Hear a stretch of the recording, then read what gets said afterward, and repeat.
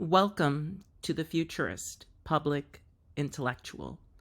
Now that we're experiencing a major inflationary period after the pandemic, it's time to examine a curious American custom that's causing turmoil in our daily interactions: tipping.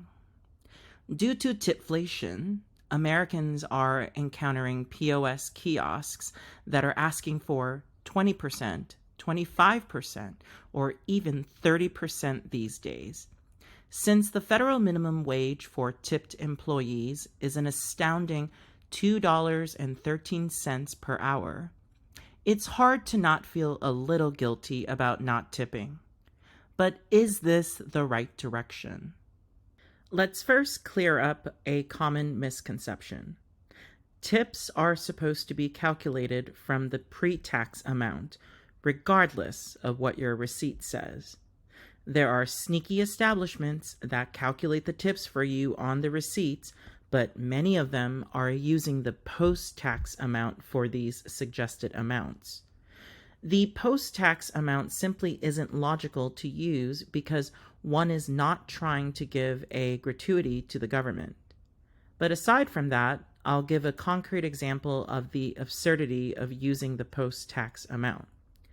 In Hampton, Virginia, a small city that's part of the major Hampton Roads metropolitan area in coastal Virginia, your restaurant bill will have a substantial tax of 13.5% on it.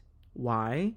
Because Hampton has a 7.5% food and beverage tax on top of the sales tax of 6%.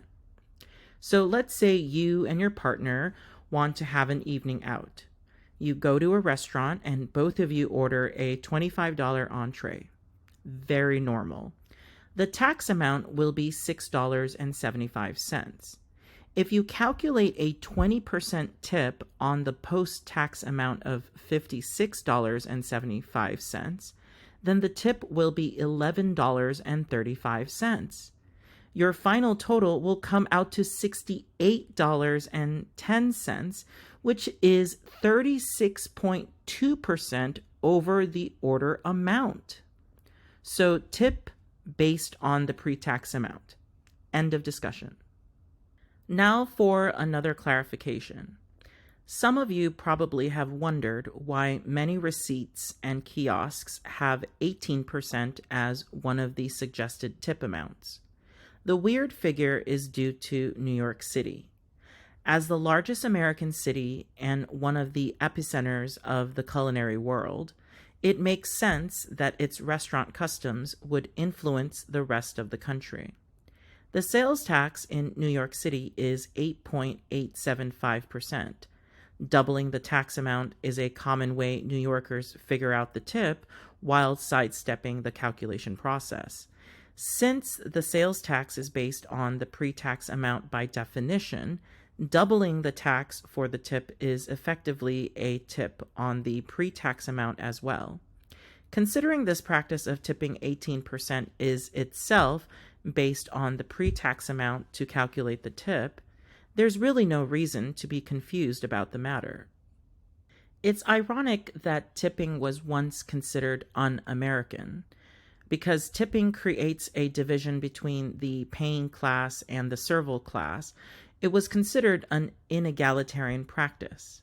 In fact, in the early 20th century, 6 states even passed anti-tipping laws to prohibit the practice. However, by 1926, the last remaining anti-tipping law was repealed. The Fair Labor Standards Act of 1938 codified the difference between tipped and non-tipped employees when the minimum wage was introduced, further entrenching the practice in American culture.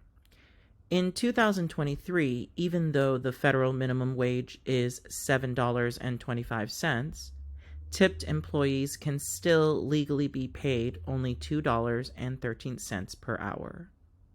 Not to be punny, but I think we've reached a tipping point. It's time that we aspire to be like Japan. Not only are tips not expected in Japan for anything, People are rather offended if they're given a tip because it implies that great service will not be given unless bribed. Why can't we be a nation that expects great service while employees are paid a living wage? It is time to reform the Fair Labor Standards Act. The distinction between tipped and non-tipped employees creates a loophole for employers to not even pay the minimum wage. According to the law, employers are actually supposed to supplement the sub-minimum wage when tipped employees don't receive enough tips to reach the minimum wage, but that is rarely going to happen. Not only is it cumbersome for employers to ask each tipped employee to reveal their tips every day, the situation incentivizes employees to lie about the tips they received. Neither party can be realistically trusted to behave honestly. Having one minimum wage for all employees sidesteps this problem entirely. Furthermore, erasing the distinction between tipped and non-tipped employees is also a practical matter because the COVID pandemic accelerated the shift to contactless payment methods. In a world of widespread tap-to-pay, many people are not carrying much cash on them, let alone wads of dollar bills to pass out at every turn. It's awkward to ask a hotel bellhop or a valet for their Venmo just to give a $2 tip. Just remember, until we actually reform the Fair Labor Standards Act and tipping is banished from this country, you need to still tip people. Some people will not tip on principle, saying that they're protesting the practice. No, you're just rationalizing being a cheapskate. Protest tipping by contacting your representatives and having them reform the Fair Labor Standards Act. In the meantime, tip using the pre-tax amount and stop bitching. Thank you for listening to the Futurist Public Intellectual.